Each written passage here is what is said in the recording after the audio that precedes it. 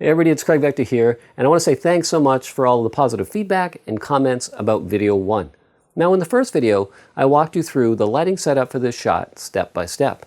Now in this video, I'm going to walk you through all the tools and techniques you'll use for retouching your portraits. Now if you find this video series helpful, you're really going to love my new interactive video training site called ShutterSlam Insiders.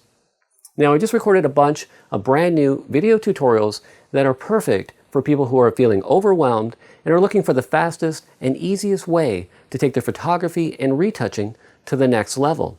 And I'll tell you a little bit more about how you can access that content in part 3 and part 4 of this video series. Now let's get to the retouching portion of this video. Alright, here we are in Capture One Pro 8, and in this video I'll show you what tools to use in your retouching and how to use them. So here we are, we're looking at the raw image. We shot this image in video 1. I shot this at 5400 Kelvin. I think it's a little bit warm. I'm going to take it down to 5200 and you'll see that cooled down the background and her skin a little bit. Now I like the way this was lit, so I'm just going to recover the highlights just a little bit, and I'm going to bring up the shadows just a little bit, maybe just a touch more, and then we're going to go right to Photoshop. So File, Edit With, and I do the majority of my retouching in Photoshop. So it's a TIFF 16-bit ProPhoto color space. And I click Edit Variant. Now this creates a TIFF file for us, so we're not working on the raw image any longer. Once we're in Photoshop, it's just going to be a TIFF file that we're working on. Next thing I do after the raw processing is I create a quick plan. If I come over to the colors here, we'll pick a color that we can draw with. I'll say red. I'll hit the brush key, opacity 100, flow 100, so you can see what I'm doing. And then I'll start at the top, and right away I notice there's some stray hairs. I want to deal with those at the end of the retouch. Also, I see one on her face right there. I definitely want to deal with that. I'm pretty happy with the lighting. I'll make a rough idea of what I want to do for dodge and burn. I might adjust the skin tones as well, and that's pretty much my plan. So it's a quick plan, and then I'm off to heal the skin. What I do is I create a layer here. Now I'm going to go rather quickly through this because I want to be respectful of your time. You could literally spend 10 hours teaching Photoshop. I'll try to do it in 10 minutes. All right, let's keep going. So I use the healing brush for skin healing. You come over here and right click healing brush tool. That's the one I use. I don't use the spot healing brush. I'm on a new layer, and what I do is sample nearby skin texture and then paint over this hair. So holding the Option key on the Mac, Alt on the PC, and then I'll just paint over using nearby skin texture. And if you find that there's a little dark line left behind, you can use dodging to balance the luminosity levels. So that's what I use for my skin healing, is the healing brush. That's it. And then the next thing I do is I do a local dodge and burn. Now I'll show you how to create that dodge and burn layer. Hold the Option key, come down here, I'll call it DB. I'll go to my blend mode. I'll say soft light, fill with soft light neutral color gray. Okay. Now if I come over here to the brush key, you see the colors are red and white. If I hit the D key, it goes to black and white. If I hit the X key, I can toggle back and forth. So I'm on a white brush. I come up here, I make sure I hit the brush key with the B key. My opacity is at 100% and my flow is at 3%. Now I keep it around 2 to 3% because I like to work slowly. Now I'm going to zoom in, and I'm also going to add a black and white layer, and this is going to help me see the luminosity levels a little better. So by doing that, I remove the color information, and now I can see the bright and dark points. Now let's just look at this little blemish right here. Now what happens is the highest point on the skin is going to be a little brighter. So the light was coming from the top, so you've got a brighter side and a darker side. So what you want to do with that to smooth out skin texture, I'm on the brush, I'm on dodge. I just want to make sure I'm the dodge and burn layer right there on the right. I almost painted on the black and white layer. All right, so I'm just going to go around that area and I'm just going to lighten that. And then on the bright point, I'll hit the X key for burn, and I'll just darken that, and then an X key again, and I can quickly toggle. You can also create 2 separate layers, whatever works best for you. Now if I take off the color information and I click on the dodge and burn layer, you can see right here where we had a bit of a bump, now it is smooth. So I use a combination of the healing brush and local dodge and burn to really smooth out skin texture. Now the next thing that I do is I'll work on the eyes. And I'll show you a different way that you can do dodge and burn, because there's different ways to do it, and some people prefer this method. If I come down here to curves, what I can do, if I drag this up in the center, I can brighten, or I can drag it down to darken. So this would be the dodge layer. And the next thing I do is hit Command-I to create a mask, and then I paint on the mask with a white brush. So very similar to the dodge and burn method.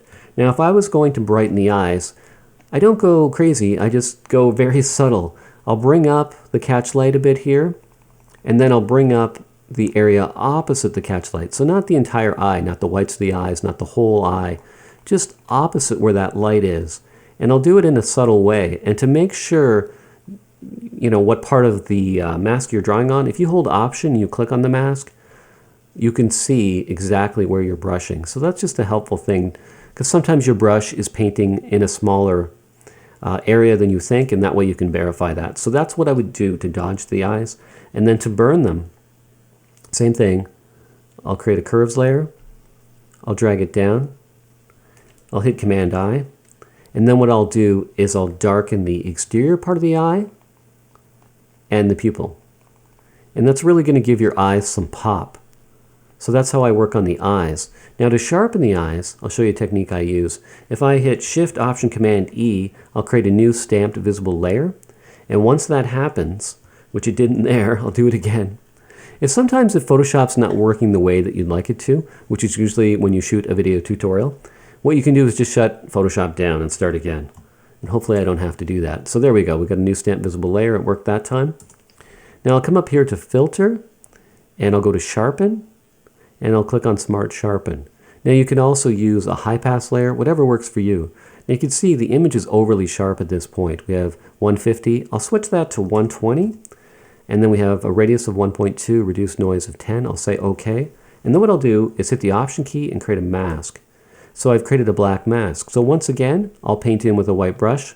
I'll raise the opacity, or the flow, sorry, till 30, and then I'll just paint over the areas that I want to sharpen, which would be her eye, probably her eyelashes just a little bit, and I just want to bring a little bit of sharpness. Now I shot this on the 85-1.4, and it's a pretty sharp lens anyway, so this image doesn't need a lot of sharpening. I'll just zoom out so you can see. Now I've got my sharp layer there. You can see it's just a little bit of sharpness. I'll just zoom in so you can see it. It's just a subtle bit of sharpness, so you could do that according to your artistic flavor. And then we've got the dodge, and it's just subtle, these adjustments I've made. And so you can take those as far as you want them, but I really don't go too far. But I've showed you the techniques that you can use, and you can take that as far as you want to take it. All right, so there's one thing I want to show you too. There's two more things actually. I'm going to show you the global dodge and burn, and then I'm going to show you a color grading technique, and then we'll wrap this video up. And if I'm going too fast, like I said, just pause it, rewind it, bookmark this, come back to this video. So let's get into the global dodge and burn. I want to show you a dodge and burn map first. I'm going to switch this to red. Now this will be the areas that we're going to dodge. I'll normally dodge this area, maybe not so big, probably more like that. I'll dodge this area. I'll dodge this area. I'll dodge a little bit on the nose, sometimes on the chin, but you can see her chin's quite bright here, and that'll be the areas that I dodge. Now as far as the burning goes, I'll switch to a different color, and I'll burn these areas. I'll burn to about here and here under cheek. I'll probably burn this area here.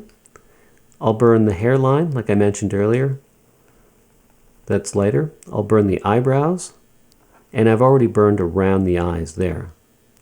And sometimes I'll just burn around the lip just to bring out a little dimension, and occasionally I'll just burn a little bit on the nose.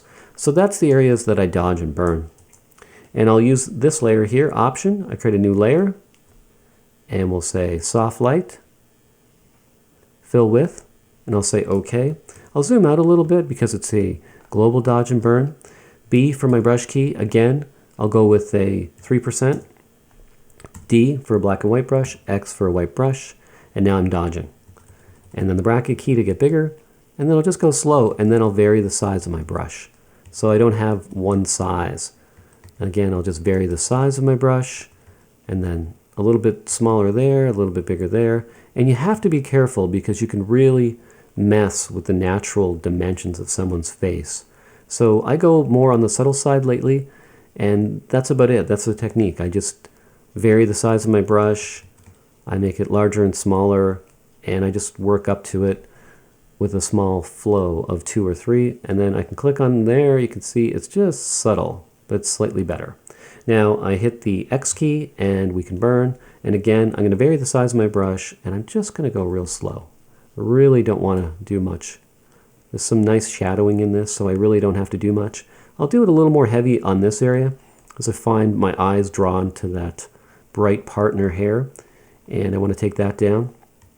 Again, I'd probably zoom in a little bit so I can be a little more accurate on the eyebrows, but I'm just giving you a good overview.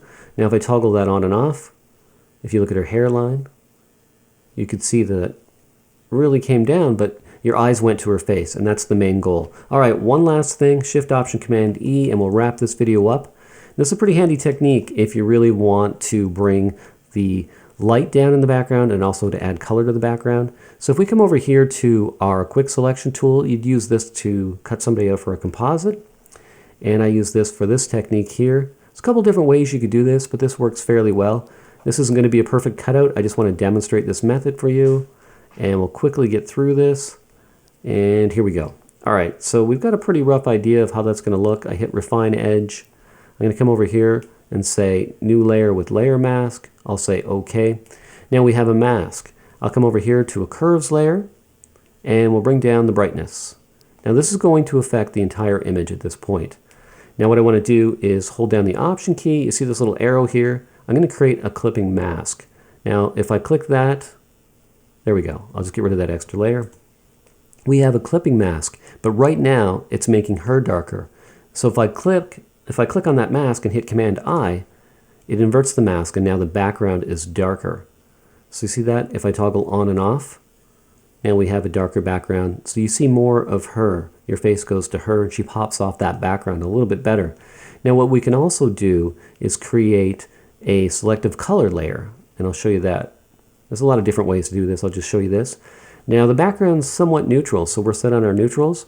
If I take the color sliders, left, you could see we've got a different color in the background. Right, we've got more of a cyan. If I go, let's just do it at about, if I tap here and say 5, it's just a bit of a color shift, a little bit more to the cyan side of things. And you can see we have a clipping mask. You see the arrow? And it's only affecting the background. It's not affecting her skin. So that's what I'll do sometimes. I'll just slightly alter the color of the background and darken it down so the emphasis is on the person in the portrait. Hey everybody, thanks so much for watching this video, and keep a close eye on your email inbox for a link to video 3 in this 4-part series. Now in video 3, I take you behind the scenes and I show you how to light full body fashion, and we'll also be talking about the inverse square law. Now if you have any questions about this video, you can ask them in the comment box below. All right, I'll see you in video 3.